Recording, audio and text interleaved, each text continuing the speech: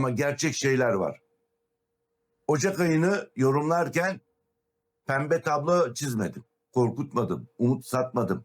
Ebced'de baktım, burcun enerjisini dinledim, hayatın tam içinden konuştum. Eğer bu anlatılanlar bir cümleyle bile beni anlattı dedirtirse size, bu videoda görevini yapmış demektir. Burcunu dinlemeden önce küçük bir ricam var. Dostlar, bu kanalda yapılan her yorum emekle, zamanla, ilimle hazırlanıyor. Devam edebilmesi için desteğinize gerçekten ihtiyacımız var. O yüzden videoyu beğenerek ve kanala abone olarak bu yolculuğa omuz verirseniz çok kıymetli olur bizim için. Şimdi burcunu dinlerken lütfen bir kenara otur. Acele etme. Çünkü bazı şeyler hızlı dinleyince kaçıyor. Ve baştan şunu söyleyebilirim. Burada herkes için bir mesaj var. Ama kim duymaya hazırsa o alır. Yay burcu Ocak ayı. Ebced'e göre yeni yön, umut ve hafifleyerek yürüme ayı. Sevgili yay kardeşim, şöyle bir nefes alalım önce.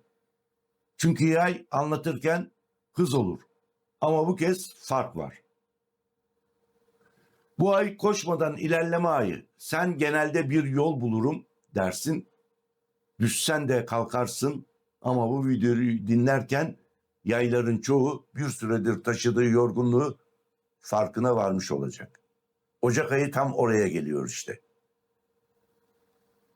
Çıkan ebced titreşiminiz 589 sevgili yaylar.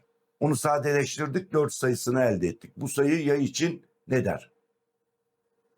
Yol var ama acele yok. Dayanak kur, sonra yürü.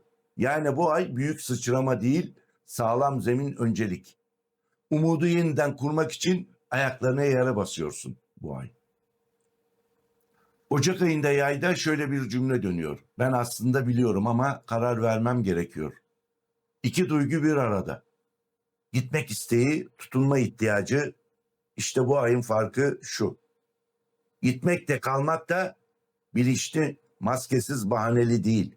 Senin için bu büyük bir olgunluktur bunları düşünmek. Aile durumunuza baktık Ebced'de. Yay ailesini sever ama boğulmak istemez. Ocak ayında yakın çevresiyle ilişkiler, herkese yetişme hali biraz yorucu gelebilir size. Burada sana şunu söylüyorum. Mesafe sevgisizlik değildir. Mesafe koymanı tavsiye ediyorum. Kendine alan açtığında ilişkiler daha sağlıklı oluyor. Vıcık vıcık olmanın bir anlamı yok. Çocukları olan yaylar için çocuk bu ay senden çözümler değil, yanında olmanı istiyor. Ve bunu hissediyor. Yanında ol ki ona güven veresin. Yaşı ne olursa olsun.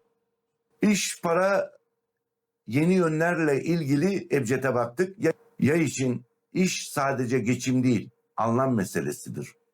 Ocak ayında yeni bir fikir, eğitim, yol, proje, bunu yapabilirim hissi belirginleşiyor sizde.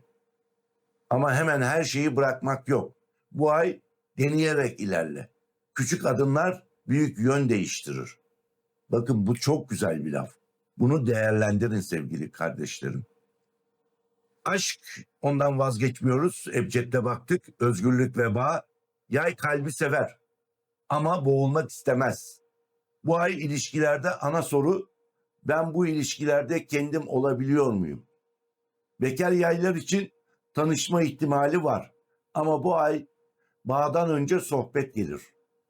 Yani gülüyor musun, rahat mısın? İşte ona bak sen. Öyle biriyle karşılaştıysan o mutluluğu bırakma derim. Evlenip ayrılmış yaylar için bu deneyim, aşağıda da vereceğim onu. Seni kapatmadı, özgürleştirdi. Artık biliyorsun sevgi zincir değildir. O zinciri kırdın. Ocak ayında yayın karşısına çok fazla işaret çıkabilir. Bunlar ne? Aynı yerlere çağrılmak, aynı fikirleri tekrar o fikirlerle karşılaşmak. Tesadüf sandığın buluşmalar, bunlar gelişi güzel değildir. Bunlara dikkat et. Bu ay yol seni çağırıyor ama kapıda geçmek senin kararın olacak. Rüyalarında bazı haberci mesajlar da alabileceksin. Bu ay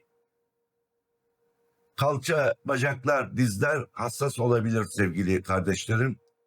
Bu yola çıkmak enerjisinin bedene yansımasıdır. Hareket iyi gelir ama ölçülü hareket edin. Bekar yerler, size tekrar geldim, daha geniş manada vereceğim. Sevgili yay, biliyorum kalbine neşe getirecek bir bağ istiyorsun. Ocak ayında tanışma ihtimali var ama bu ayın sınavı karşındaki seni özgürleştiriyor mu? Evetse devam et. Evlenip ayrılmışlar, size tekrar geldim, bu ayrılık seni kırmadı, esnetti. Artık kalbin şunu biliyor: ben bağlanırım ama kaybolmam. Çok kıymetli bu söz. Ve zikir bölümünü ısrarla istiyorsunuz.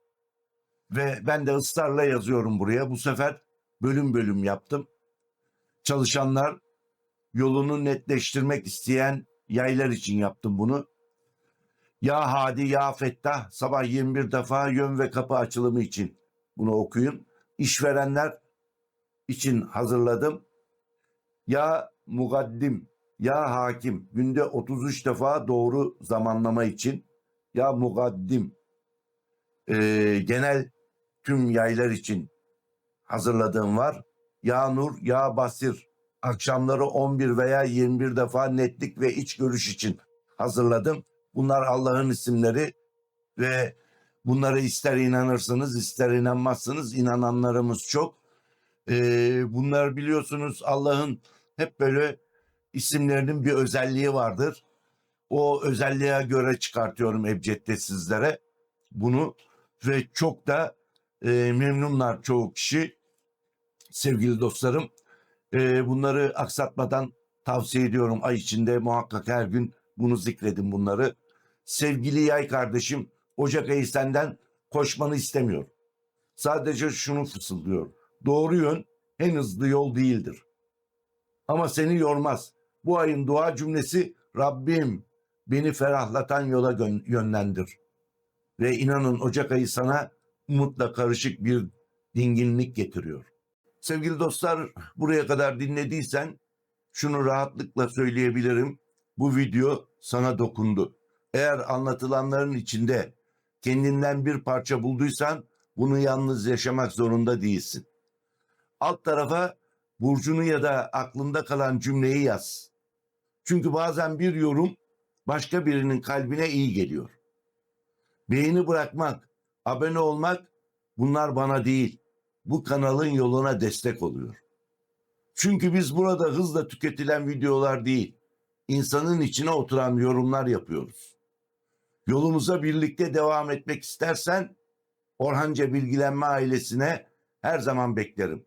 Kendine iyi bak sevgili kardeşim ve unutma, herkes duyar ama herkes alamaz.